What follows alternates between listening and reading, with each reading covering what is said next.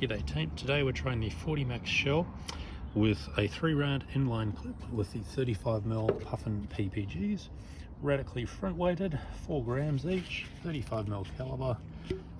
There's a loading spring in there to make it self-feeding, 1 inch of 35mm inside diameter conduit as the barrel. Take this up to 170 psi and 45 feet to the target, fire in the hole. 78 FPS.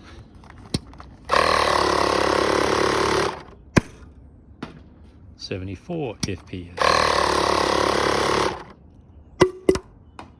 73 FPS.